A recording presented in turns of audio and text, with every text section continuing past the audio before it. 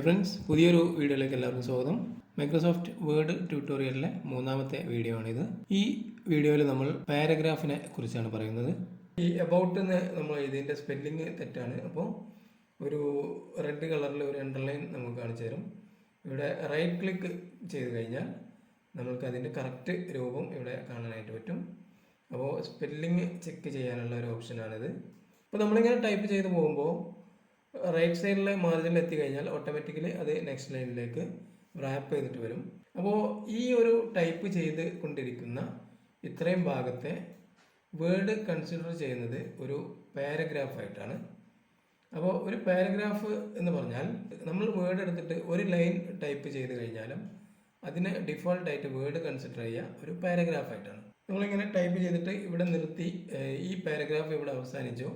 നമ്മൾ ഒരു പ്രാവശ്യം എൻ്റർ കീ പ്രസ് ചെയ്ത് കൊടുത്താൽ ഈ കഴ്സർ അടുത്ത ലൈനിലേക്ക് വരും.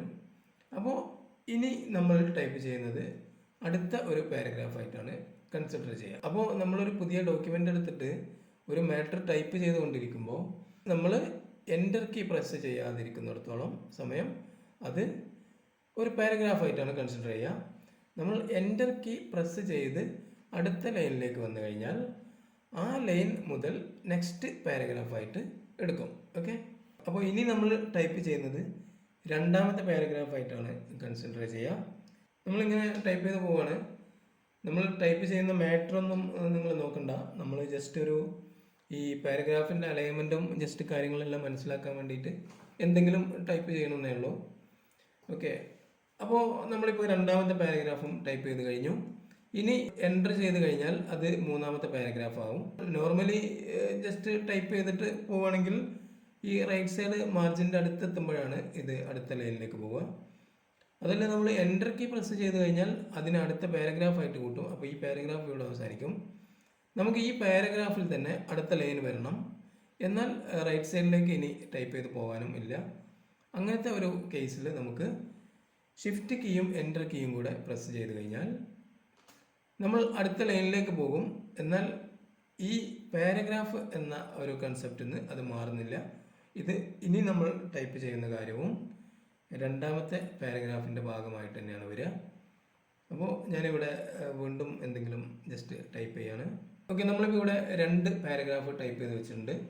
അതായത് ആദ്യത്തെ ഈ ഒരു പാരഗ്രാഫ്, ദെൻ നെക്സ്റ്റ് പാരഗ്രാഫ് ഈ കാണുന്നത്. ഓക്കെ, അപ്പോൾ നമ്മളിവിടുന്ന് മനസ്സിലാക്കിയത് രണ്ട് കാര്യങ്ങളാണ്. ഒന്ന്, ഒരു മാറ്റർ നമ്മൾ ടൈപ്പ് ചെയ്യാൻ തുടങ്ങിയാൽ മൈക്രോസോഫ്റ്റ് വേർഡ് അതിനെ ഒരു പാരഗ്രാഫായിട്ടാണ് കൺസിഡർ ചെയ്യുക. വേർഡിൽ ഒരു ഡോക്യുമെൻ്റ് നമ്മൾ എടുത്തു കഴിഞ്ഞാൽ അതിൻ്റെ ലെഫ്റ്റ് സൈഡിലും റൈറ്റ് സൈഡിലും മാർജിൻ സെറ്റപ്പ് ഉണ്ടായിരിക്കും. നമ്മൾ ലെഫ്റ്റ് സൈഡിൽ നിന്ന് ടൈപ്പ് ചെയ്ത് തുടങ്ങുന്ന ഒരു ലൈന് റൈറ്റ് സൈഡ് മാർജിൻ്റെ അടുത്തെത്തി കഴിഞ്ഞാൽ ഓട്ടോമാറ്റിക്കലി വേർഡ് അതിനെ റാപ്പ് ചെയ്ത് നെക്സ്റ്റ് ലൈനിലേക്ക് കൊണ്ടുവരും. നമ്മൾ എപ്പോഴാണോ എൻ്റർ കീ പ്രസ് ചെയ്ത് അടുത്ത ലൈനിലേക്ക് കഴ്സറിനെ മാറ്റുന്നത്, അതോടെ നമ്മൾ ടൈപ്പ് ചെയ്തുകൊണ്ടിരിക്കുന്ന ആ പാരഗ്രാഫ് അവിടെ ക്ലോസ് ആകും. ദെൻ നെക്സ്റ്റ് ലൈനിൽ നമ്മൾ ടൈപ്പ് ചെയ്തുകൊണ്ടിരിക്കുന്ന പാരഗ്രാഫ് പുതിയ ഒരു പാരഗ്രാഫായിട്ട് മാറും. ഇനി നമ്മൾക്ക് ഒരു പാരഗ്രാഫിനകത്ത് നിന്ന് തന്നെ അടുത്ത ലൈനിലേക്ക് പോകണമെങ്കിൽ ഷിഫ്റ്റ് കീയും എൻ്റർ കീയും കൂടെ പ്രസ് ചെയ്ത് കൊടുക്കുക. അപ്പോൾ അതിനെ ശരിക്കും സോഫ്റ്റ് റിട്ടേൺ എന്നാണ് പറയുക. അതായത് നമ്മൾ എൻ്റർ കീ മാത്രം പ്രസ് ചെയ്യുമ്പോൾ അതിനെ ഹാർഡ് റിട്ടേൺ എന്ന് പറയും. ഷിഫ്റ്റ് കീയും എൻ്റർ കീയും കൂടി പ്രസ് ചെയ്യുമ്പോൾ അതിനെ സോഫ്റ്റ് റിട്ടേൺ എന്ന് പറയും. അപ്പോൾ ഇത്രയുമാണ് നമ്മൾ ഇപ്പോൾ പഠിച്ചിട്ടുള്ളത്. ഇനി ഞാൻ നിങ്ങൾക്ക് ഒരു ടൂള് പരിചയപ്പെടുത്താം. ഇവിടെ ഈ ടൂൾ ബാറിൽ നോക്കിക്കഴിഞ്ഞാൽ ഒരു പി എന്ന ലെറ്റർ തിരിച്ച് ഇട്ട പോലുള്ള ഒരു സിമ്പിൾ കാണാൻ പറ്റും. ഇതിന് മൈക്രോസോഫ്റ്റ് വേർഡിൽ പിൽക്രോ എന്നാണ് പറയുക. ഈ പിൽക്രോവിൻ്റെ ഉപയോഗം എന്താണെന്ന് വെച്ചാൽ, നമ്മൾ ഇപ്പോൾ ഈ പിൽക്രോയിൽ ജസ്റ്റ് ഒന്ന് ക്ലിക്ക് ചെയ്ത് കൊടുത്താൽ നമ്മൾ എവിടെയൊക്കെയാണോ എൻ്റർ കീ പ്രസ് ചെയ്തിട്ടുള്ളത് അവിടെ എല്ലാം ഓരോ പിൽക്രോ സൈന് നമുക്ക് കാണാനായിട്ട് പറ്റും. നമ്മൾ ഇവിടെ ഒരു ലൈന് വിട്ടിട്ടുണ്ട്, ഇവിടെ ഒരു ലൈന് വിട്ടിട്ടുണ്ട്. ദെൻ നമ്മൾ ഈ ഒരു പാരഗ്രാഫ് ഇവിടെ ഇങ്ങനെ സ്റ്റാർട്ട് ചെയ്തിട്ട് ഇവിടെ ആ പാരഗ്രാഫ് അവസാനിപ്പിക്കാൻ വേണ്ടി നമ്മൾ എൻ്റർ കീ പ്രസ് ചെയ്തിട്ടുണ്ടായിരുന്നു. അവിടെ ഒരു പിൽക്രോ സൈൻ വന്നിട്ടുണ്ട്.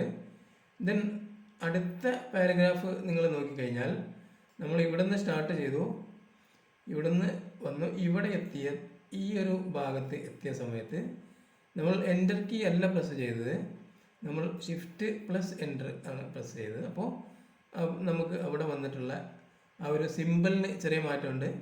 ഇവിടെ ഒരു ആരോ ആണ് വന്നിട്ടുള്ളത്. അതായത് നമ്മൾ എൻ്റർ കീയുടെ മുകളിൽ ചില കീബോർഡിലൊക്കെ നമുക്ക് കാണാനായിട്ട് പറ്റും ഈ ഒരു സോഫ്റ്റ് റിട്ടേണിൻ്റെ സിമ്പിൾ.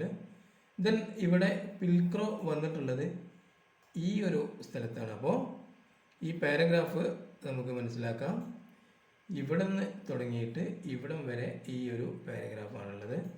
ദെൻ നമ്മൾ അടുത്ത പാരഗ്രാഫ് തുടങ്ങാനുള്ള സിമ്പിൾ ഇവിടെ വന്നിട്ടുണ്ട്. നമ്മളിവിടുന്ന് ടൈപ്പ് ചെയ്യുകയാണെങ്കിൽ, നമ്മളിങ്ങനെ ടൈപ്പ് ചെയ്ത് പോവുകയാണെങ്കിൽ ആ പിൽക്രോ സൈൻ ഇങ്ങനെ അതിൻ്റെ കൂടെ നീങ്ങിക്കൊണ്ടിരിക്കും. കണ്ടോ, നമ്മൾ എവിടെയാണോ എൻ്റർ കീ പ്രസ് ചെയ്യുന്നത് അവിടെ അത് സ്റ്റോപ്പായിട്ട് അടുത്ത പിൽക്രോ സൈൻ വരും. അതുപോലെ നമ്മൾ ഏതൊക്കെ വേർഡിൻ്റെ ഇടയിലാണോ സ്പേസ് ഇട്ടിട്ടുള്ളത് അവിടെ എല്ലാം ഓരോ ഡോട്ട് വന്നതായിട്ട് നമുക്ക് കാണാൻ പറ്റും. ഇവിടെയൊക്കെ ഓരോ ഡോട്ടുകൾ വന്നിട്ടുണ്ട്. നമ്മുടെ ആവശ്യം കഴിഞ്ഞാൽ ഈ പിൽക്രോ സൈൻ നമുക്ക് ഓഫ് ചെയ്ത് വെക്കാനും പറ്റും. നമുക്ക് ഓൺ ചെയ്യാം, ഓഫ് ചെയ്യാം. ഓക്കെ, അപ്പോൾ പാരഗ്രാഫുകൾ കറക്റ്റ് മനസ്സിലാക്കാൻ, അതുപോലെ സ്പേസുകൾ മനസ്സിലാക്കാനൊക്കെ നമുക്ക് ഈ പിൽക്രോ സൈൻ ഉപയോഗിക്കാനായിട്ട് പറ്റും. ഓക്കെ, നമ്മളിനി ഇതിൻ്റെ പ്രിൻ്റ് എടുക്കുകയാണെങ്കിൽ പ്രിൻ്ററിലേക്ക് പോകുന്ന ഡോക്യുമെൻറ്റിൽ ഈ പിൽക്രോ സൈൻ ഒന്നും ഉണ്ടാവില്ല. അത് ജസ്റ്റ് നമുക്ക് ആ ഡോക്യുമെൻ്റ് റിവ്യൂ ചെയ്യാൻ വേണ്ടി മാത്രമുള്ള ഒരു ഓപ്ഷനാണ് ഈ പിൽക്രോ എന്ന് പറയുന്നത്. അപ്പോൾ ഈ വീഡിയോ ഇവിടെ അവസാനിക്കുകയാണ്. അടുത്ത ഒരു വീഡിയോയുമായി വീണ്ടും കാണുന്നവരെ thank you for watching. Thank you.